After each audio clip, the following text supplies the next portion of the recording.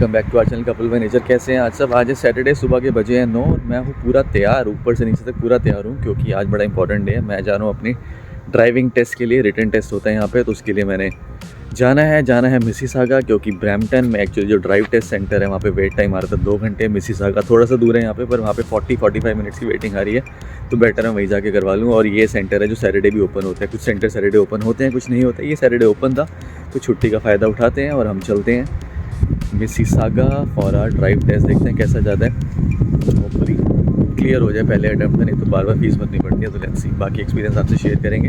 Video को पूरे and तक देखना, काफ़ी इन्फॉर्मेशन मिलने वाली है इस वीडियो में।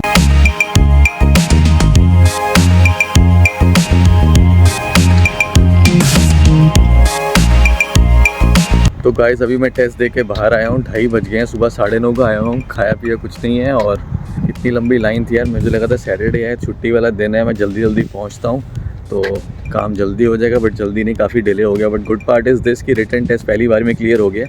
हमें टेम्प्रेरी लाइसेंस मिल गया और जो जीवन का लाइसेंस होता है वो 90 डेज़ में घर पे डिलीवर हो जाएगा। बट कुछ चीज़ें हैं जो अच्छी नहीं भी हुई, वो मैं एक्सपीरियंस बाद में शेयर करता हूँ। अभी बहुत भूख लगी है, घर चलते हैं।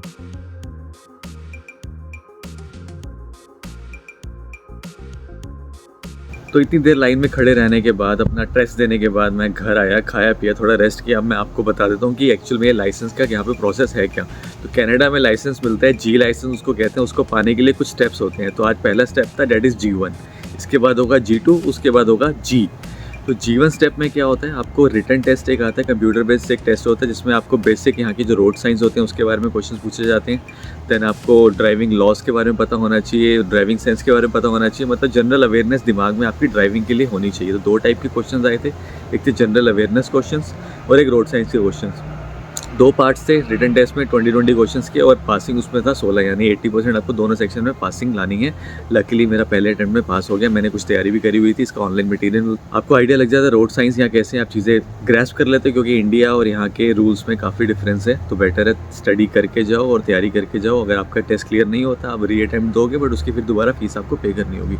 तो ये हमारा पहला अटैम्प्ट क्लियर हो गया। अब एक चीज़ और होती है कि आप फॉरेन कंट्री से आए हो, मैं इंडिया से आया हूँ, आपके पास वहाँ का भी लाइसेंस है, तो एक ड्राइविंग हिस्ट्री काउंट होती है। उसके लिए आपको DL दिखाना होता है वहाँ का, देन DL एक्सट्रैक्ट दिखाना होता है। मेरे केस में प्रॉब्लम क्या हुई थी, मेरे DL में जो नाम है उसमें मेरा सरनेम मिसिंग था, पुराना बना हुआ था वो। अभी तक मैंने रिन्यू नहीं कराया और उस वजह से उन्होंने वो एक्सेप्ट नहीं किया। अगर वो एक्सेप्ट हो जाता तो बेनिफिट क्या मिलता, जो मुझे अब नेक्स्ट स्टेप करना है G1 के बाद G2 अप्लाई करना है, तो मुझे वहाँ पर थोड़ा सा कह सकते हो कि मैं बिना G2 के सीधा G भी दे पाता। बट अब मेरा वो एक्सेप्ट नहीं हुआ तो मुझे G2 भी देना पड़ेगा। तो अभी मेरा रिटन टेस्ट क्लियर हुआ, मुझे एक नेक्स्ट देना पड़ेगा G2 रोड टेस्ट।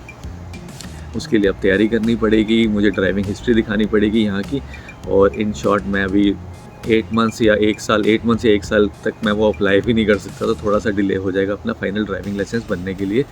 तो ये प्रोसेस है यहाँ पे। अगर मैं इंडिया की हिस्ट्री दिखा देता तो मान लेते कि आप इंडिया में ड्राइव करते हो, एक्सेप्ट हो जाती तो आप सीधा G के लिए एलिजिबल हो जाते। नहीं होते तब आपको यहाँ पे ड्राइविंग हिस्ट्री बनानी पड़ेगी, आपको ड्राइविंग सीखनी पड़ेगी, या किसी स्कूल में एनरोल करना पड़ेगा, या फिर एटलीस्ट 1 साल की वेट करनी पड़ेगी अपना G2 रोड टेस्ट के लिए। तो ये थोड़ा सा डिसएडवांटेज हो गया, इसलिए थोड़ा सा मूड मेरा अच्छा भी था कि पहले अटेम्प्ट में मेरा रिटर्न क्लियर हो गया, बट थोड़ा सा मूड ऑफ भी था कि एक्चुअल में अब ड्राइविंग करने में थोड़ा सा और डिले हो जाएगा। But that's okay. मुझे फिर किसी ने एडवाइस किया आप इंडिया जाके आप इंडिया में अपने डॉक्यूमेंट्स क्लियर भी करवा लो, बट उसमें भी प्रोसेस बहुत लंबा है, 6 से 8 महीने लग जाते हैं, तो 1 साल यहाँ लग रहा है। वहाँ पे मैं किसी को बोलूँगा, घर पे भाई को बोलूँगा, ये पीछे गैलरी आ गई, भाई को बोलूँगा, वो धक्के खाएगा। तो बेटर है थोड़ा डिले होने देते हैं। अभी हमें इतनी गाड़ी की ज़रूरत नहीं है, मैनेज हो रहा है, तो 1 साल और मैनेज कर लेते हैं, धीरे धीरे चीज़ें अपने आप बनती रहेंगी।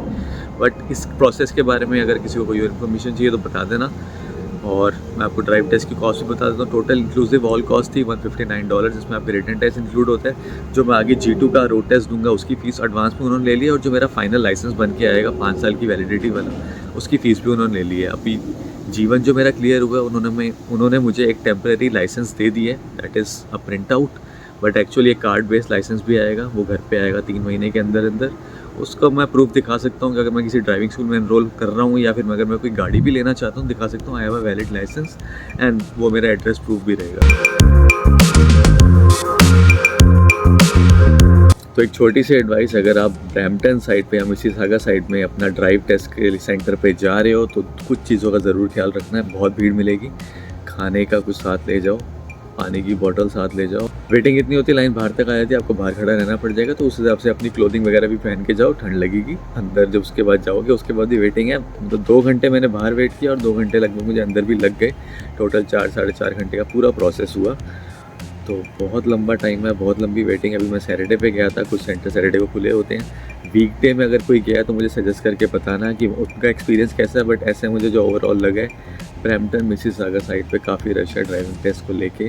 तो आप अपना टाइम लेके चलो, 4 से 5 घंटे आपको लग सकते हैं। और जो रिटन टेस्ट है वो आपको वहाँ जाके बुकिंग करानी पड़ेगी, ऐसा कुछ नहीं है कि आप ऑनलाइन बुकिंग करा लो। बट नेक्स्ट अब जो नेक्स्ट प्रोसेस होगा G2 रोड टेस्ट होगा उसके लिए, या जी रोड टेस्ट होगा उसके लिए हम ऑनलाइन बुकिंग भी करा सकते हैं, स्लॉट ले सकते हैं। तो मेन काम आज जो था जिसमें ज़्यादा टाइम लगना था वो हो गया। आगे के जो काम है थोड़ा सा वो इजी रहेगा क्योंकि उसमें हम अपना स्लॉट बुक करके जा सकते हैं। तो कैसी लगी आपको वीडियो ये बताना, कोशिश करिए मैंने कि मैं काफ़ी चीज़ें कवर कर लूँ, और अगर आपको कोई डाउट है तो आप अपने क्वेश्चन पुट अप कर लेना। तो hope you like this video. Next vlog में जल्दी मिलते हैं। Till then bye bye. Subscribe to our channel couple by nature, और ऐसी और वीडियोस आती रहेंगी। मिलते हैं, बाय।